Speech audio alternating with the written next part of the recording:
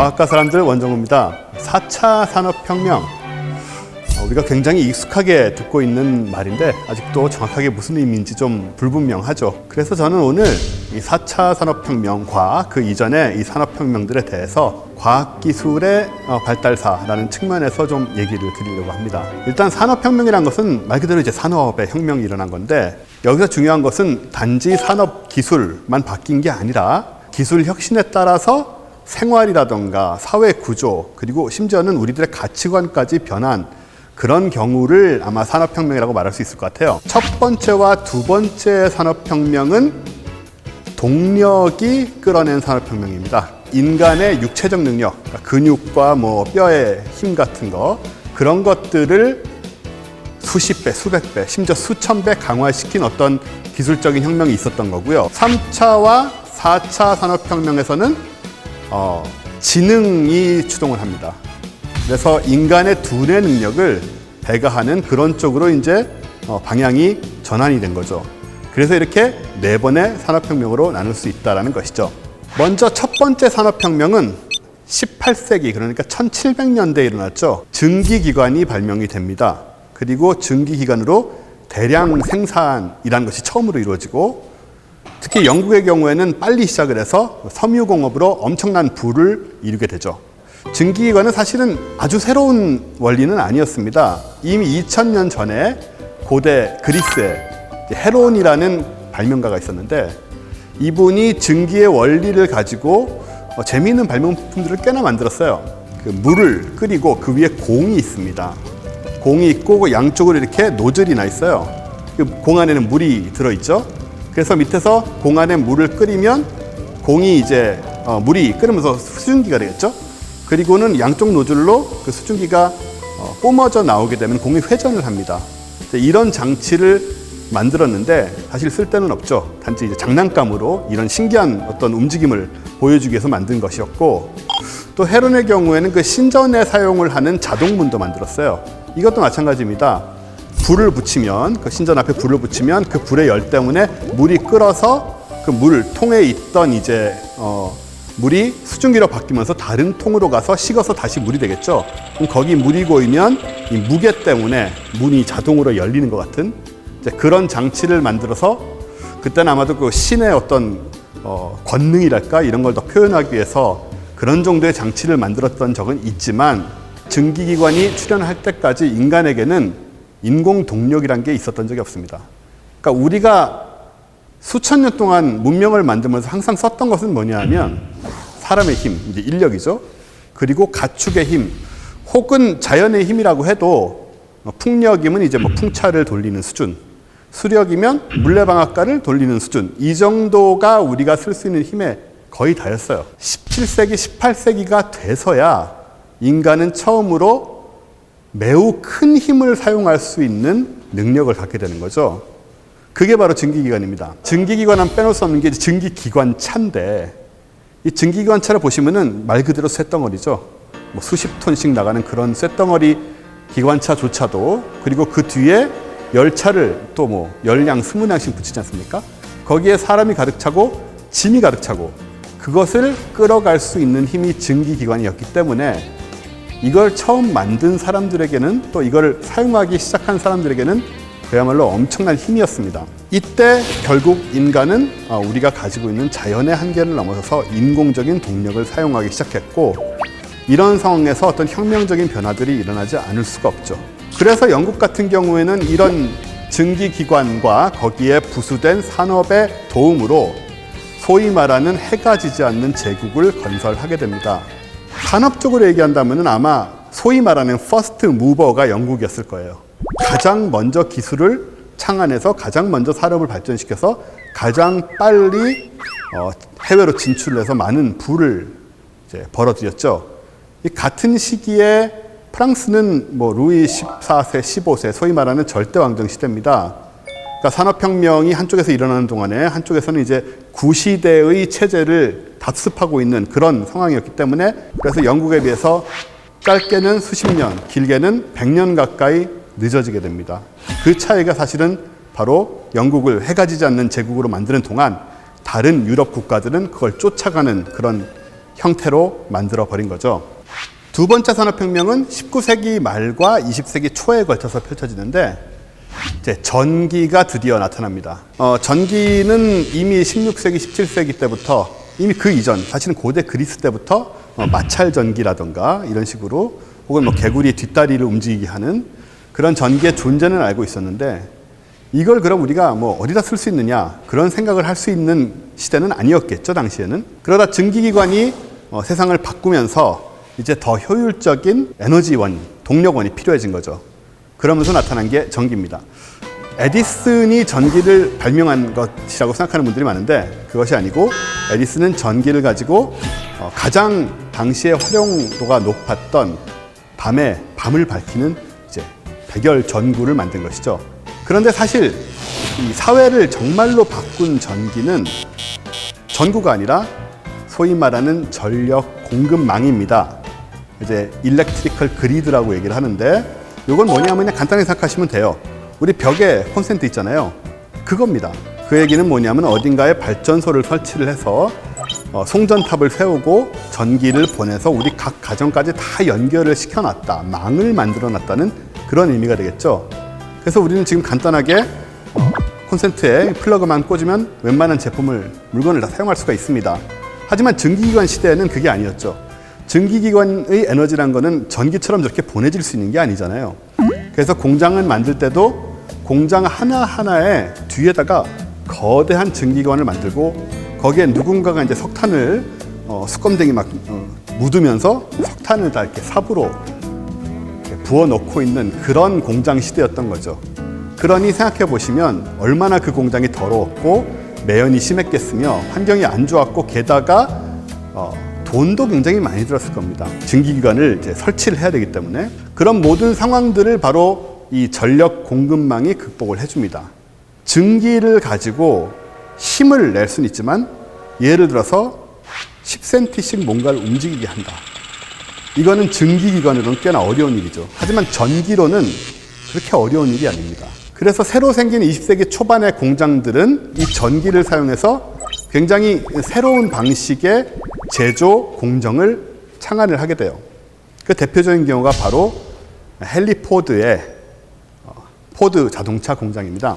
이 헨리 포드가 공장에 도입했던 것은 소위 말하는 이제 우린 벨트 컨베이어 시스템 이런 말 들어보셨을 거예요. 어셈블리 라인이라고 얘기를 하는데 제가 이제 공장 노동자입니다. 옛날에 만약에 차를 만드는 경우라면 차를 만들기 위해서는 차의 장인이어야 됩니다, 제가.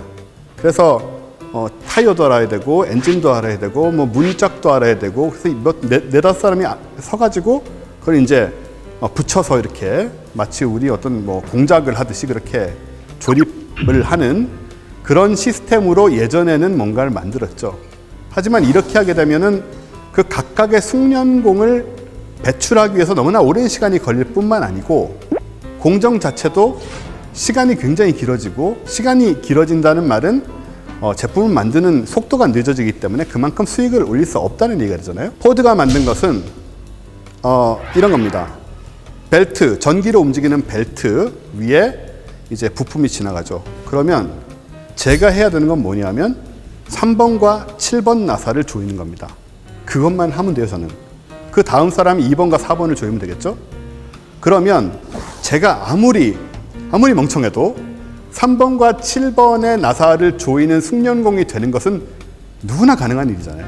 또 몇 달이나 해야 되는 것도 아니고 불과 몇 시간, 길게는 며칠이면 그 정도는 충분히 매우 빠르게 익숙해질 수 있습니다.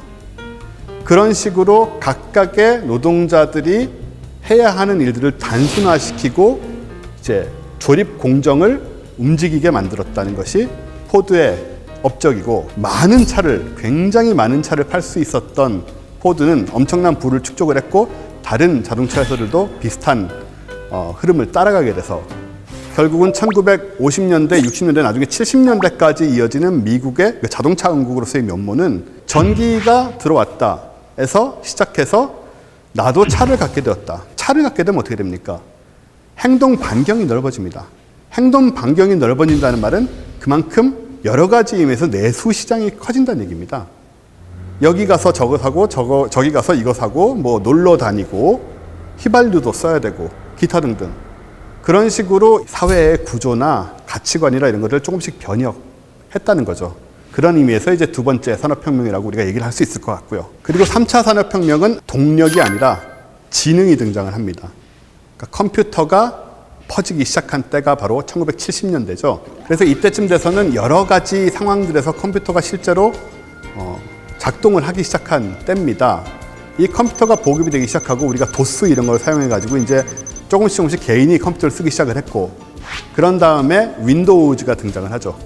그래서 더 이상 명령어를 몰라도 마우스만 가지고 컴퓨터를 사용할 수 있게 되면서 진정한 가정에서의 혹은 사무실에서의 개인용 컴퓨터 혁명이 일어나게 됩니다. 처음에는 아주 간단한 용도로만 쓰다가 지금은 웬만한 일은 컴퓨터로 다 처리를 하고 있고, 저 컴퓨터들이 전부 인터넷으로 연결이 돼서 전산망을 구축을 하고 있죠. 그런 시대를 우리는 살고 있고, 이 시대를 아마 3차 산업혁명 시대라고 얘기할 수 있을 것 같아요.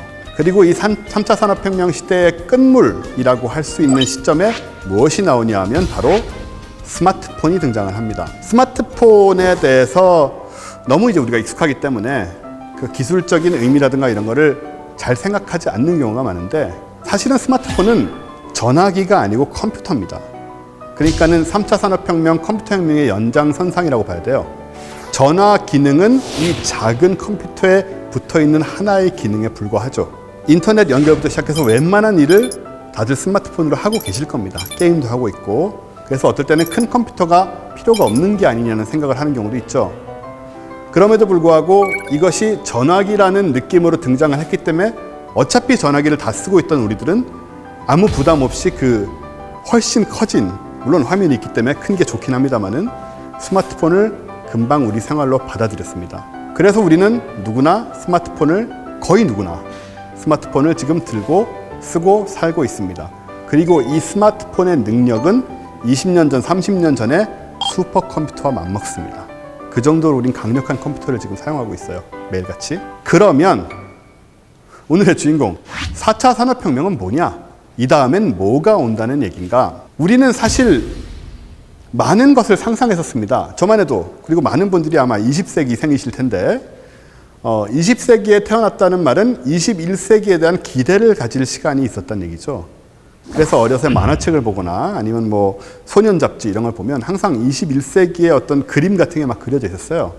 그 중에 대표적인 게 하늘을 나는 자동차, 그리고 달나라로 가는 수학여행, 뭐 이런 것들이었습니다. 그래서 우리는 어린 마음에 2001년만 되면 달나라의 수학여행도 가고 뭐 그런 식으로 할 수 있게 되지 않을까라고 상상을 했었죠. 그런데 21세기는 그렇게 열리지 않았습니다. 전혀 다른 방식으로 열리게 됐죠.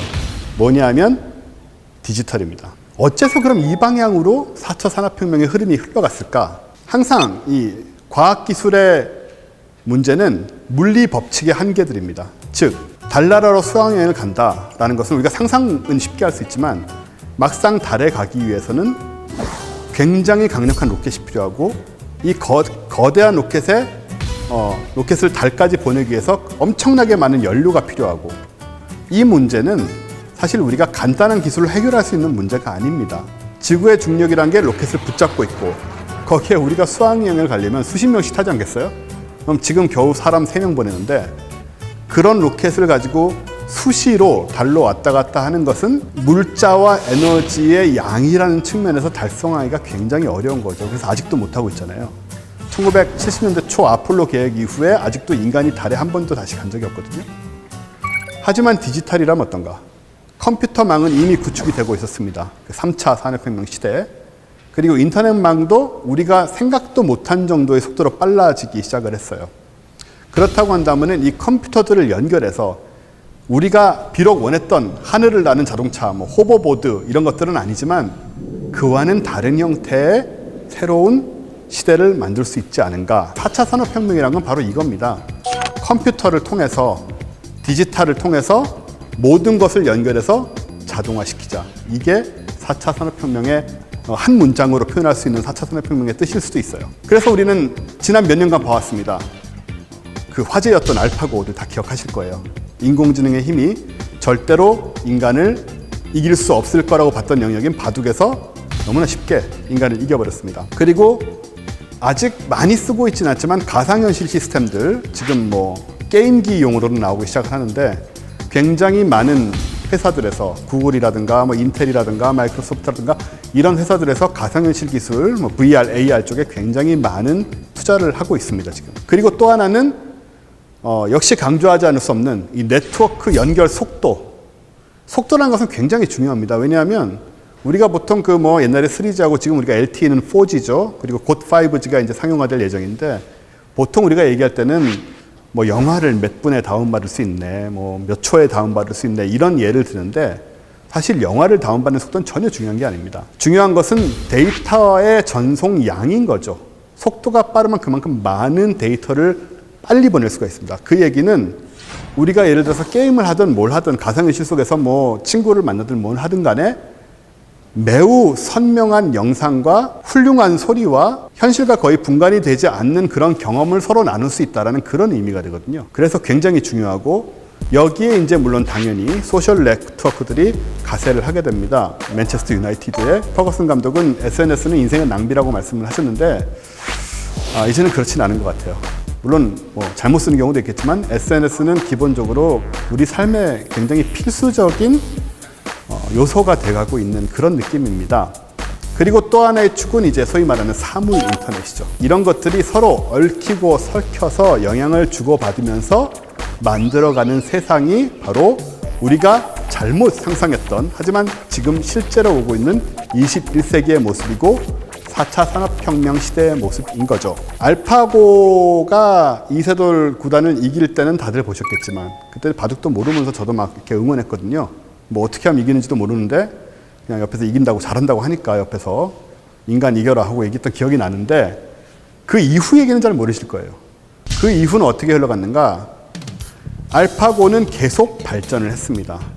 그래서 얼마 지나지 않아서 사실상 현실적인 세계 랭킹 1위였던 실제 세계 랭킹 1위였던 중국의 커제 구단을 3전 3승으로 꺾어버립니다. 사진을 찾아보시면 커제 구단이 우는 장면이 나와요. 거기서 우는 것은 커제가 졌기 때문이 아니고 이길 수 없다는 걸 느꼈기 때문입니다. 그렇게 다시 한번 그런 사태가 있었고요. 그런 다음에 알파고들이 점점 새 버전이 등장을 하면서 이제 2017년 12월에 나온 알파 제로, 알파 고를 뗐습니다. 고가 원래 바둑이란 뜻이잖아요, 영어로. 고를 뗀 알파 제로는 하루 만에 체스, 그리고 일본 장기인 소기, 그리고 바둑까지 다 마스터해버립니다. 그러니까 그때 4승 1패였죠. 한 번을 이세돌 구단이 이겼는데 그게 아마가 아니고 분명히 인간이 기계를 바둑으로 이긴 마지막 기록이 될 겁니다. 그래서 지금 새로운 알파고는 너무나 빠른 속도로 발전하고 있고 굉장히 다양한 역할을 할 수 있도록 준비를 하고 있는 상태고 아마도 머지않아서 우리 삶 속에 들어오게 될 것 같습니다.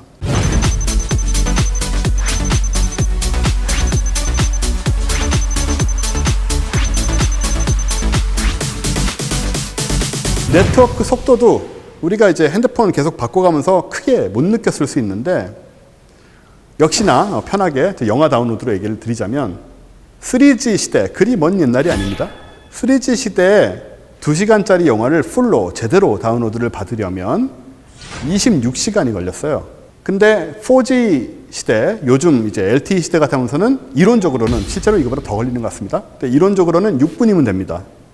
2시간짜리 영화를 6분 내에 다운로드를 받을 수 있다는 얘기는 영화 다운로드를 시작하면서 영화를 같이 보는 게 뭐 전혀 부담이 없는 상황이죠, 사실. 5G에서는 3.6초입니다. 아까도 말씀드렸지만 영화를 다운로드 받는 게 중요한 게 아니고 이런 엄청난 양의 데이터를 우리가 순간적으로 서로 주고받을 수 있다는 게 만들어내는 가능성들은 지금 당장은 보이지 않지만 4차 산업혁명 시대를 추동하게 될 새로운 기술적인 그런 어떤 바탕이 된다는 거죠. 이런 것들은 어떤 상황을 만들어내느냐? 지금 인터넷은 사실은 사람이 컴퓨터를 통해서 다른 사람과 접촉하는 경우가 대부분이죠. 게임을 하는 것도, 온라인 게임하는 것도 사실은 좀 그런 면이 있잖아요. 근데 사물 인터넷이라는 것은 뭐 어렵게 생각할 필요 하나도 없습니다. 기계와 기계끼리 대화를 하는 겁니다. 기계와 기계가 서로 간에 정보를 주고받으면서 인간에게 가장 편한 상황을 자동으로 만들어주는 게 사물 인터넷입니다. 예컨대 아침에 일어나서 밖에 비가 오는지 아닌지 뭐 확인도 해야 되고, 더운지 추운지 확인도 해야 되고, 지금도 다 그러고 있잖아요. 옛날보단 편하지만 뭐 스마트폰 보면 다 나오긴 하죠. 그런 것들을 일어나는 순간 컴퓨터가 전부 자동 제어를 해준다고 생각해 보세요. 오늘은 비가 오니까 우산을 챙겨라, 저절로 뜨고, 뭐 밥은 이미 만들어져 있고, 나가면서 길 여기 막히니까 절로 가라, 이런 것들을 이제 전부 자동으로 지시해주는 그런 시스템이라, 구글의 지주회사인 알파벳의 회장 에릭 슈미트 회장은 이렇게 말했습니다. 인터넷은 사라지게 될 것이다. 근데 진짜 없어진다는 말이 아니죠. 지금과 같은 인터넷이 일상적인 물체의 서비스의 일부가 되면서 마치 사라지는 것처럼 보이게 될 거다. 당신 존재의 일부가 될 것이다 라고 에릭 슈미트 회장이 얘기를 했습니다. 이게 바로 우리가 추구하는 4차 산업혁명 시대의 사물 인터넷, 그리고 자동화의 시대인 거죠. 그리고 이런 모든 것과 또 연결돼 있어서 우리가 무시할 수 없는 것이, 다들 그 포켓몬고 해보셨는지 모르겠습니다. 포켓몬고가 열풍일 때 굉장히, 제 주변에는 굉장히 그런 사람들이 많아서 포켓몬고를 통해서 평소에 전혀 안 하던 달리기, 뭐 걷기를 하루에 뭐 5km를 했네, 이런 사람들이 사실 제 주변에만 있는 게 아니고 전 세계적으로 굉장히 많았습니다. 근데 생각해 보시면 정말 놀라운 일인 게, 누가 우리한테 하루에 5km씩 강제로 걸으라고 하면 하겠습니까? 아무리 뭐 건강에 좋고 뭐라고 해도 힘듭니다. 근데 이 아무것도 아닌 그 게임에 참여를 하기 위해서 그 게으르던 사람들이 다 일어나서 하루에 5km, 10km를 걸어 다녔다라는 그 상황이 만들어내는 사회학적 의미가 분명히 있습니다. 우리나라에서는 처음에는 이제 속초에서만 잠깐 됐었잖아요. 그때 이제 제 주변에서는 속초에 그걸 잡으러 많이 갔었어요. 그때 속초의 시장님도 뭐 이렇게 포켓몬 잡으러 오세요 하고 막 이렇게 광고도 하고 그러셨는데, 그때 모 일간지에 제가 이런 기사를 본 적이 있어요. 속초에 가면 명태, 속초의 특산물이라고 하죠. 뭐 그런 것들을 먹으면서 속초 바다를 보고 이렇게 감상을 느끼고 올 것이지, 쓸데없는 게임이나 하고 온다라는 그런 글을 본 적이 있는데, 그분에게는 그런 세상이 맞는 세상이지만 앞으로는 그런 세상이 아닌 거죠. 사실은 포켓몬고를 통해서 포켓몬을 잡는 것도 속초의 바다를 즐기고 오는 것만큼이나 중요해지는, 즉 가치관이 바뀌어가는 겁니다. 이 사이버 세계란 것 자체가 힘을 얻는 그런 시대는 아마 증강현실과 가상현실이 앞당겨 갈 것이다. 그래서 이런 것들이 인공지능이란 어떤 네트워크의 속도와 결합을 해서 이제 현실과 가상세계가 서로 계속 분간 없이 교류되는 그런 시대가 또 4차 산업혁명 시대고요. 그런 의미에서 한 가지 질문을 드려보겠습니다. 현재 세계에서 가장 큰 집단은 어디일까요? 나라로 따지면 중국입니다. 당연히 중국이고, 그 다음 인도고, 뭐 대충 우리가 아는 답이죠. 하지만 이 집단을 나라라든가 이런 것에 국한시키지 않는다면 그 답은 다름 아닌 페이스북입니다. 페이스북은 이미 회원수 20억을 넘었고요. 회원수 20억이라는 말은 전 세계를 통틀어서 세계 전체를 빼놓고 본다면 인류 역사상 가장 큰 커뮤니티가 구축이 된 겁니다. SNS의 힘, 이 힘이 지금까지 얘기 드린 그런 기술들과 결합을 해서 앞으로 만들어 나가는 세상이란 것은 우리가 예상하기 상당히 어려운, 굉장히 자동화되어 있고 편안하지만 한편으로는 우리가 예전에 갖고 있던 가치들과는 좀 달라진 세상에서 살 수밖에 없는 그런 것이 또 4차 산업혁명 시대다. 4차 산업혁명 시대의 결과 어떤 삶이 우리 앞에 펼쳐질 수 있는가는 아직 아무도 모릅니다. 그 아무도 모른다는 점 때문에 우리가 두려움을 갖기도 하지만, 한편으로는 그 점으로 인해서 기대를 가질 수도 있는 것이고요. 이 4차 산업혁명이라는 말보다 더 중요한 것은 앞으로 올 기술적인, 사회적인 가치관의 변화 그 자체고, 거기에 대해서 우리가 어떻게 받아들이고 또 적응해 나가고, 심지어는 그것을 더욱더 잘 활용해서 발전시켜 나갈 것이냐는 거겠죠.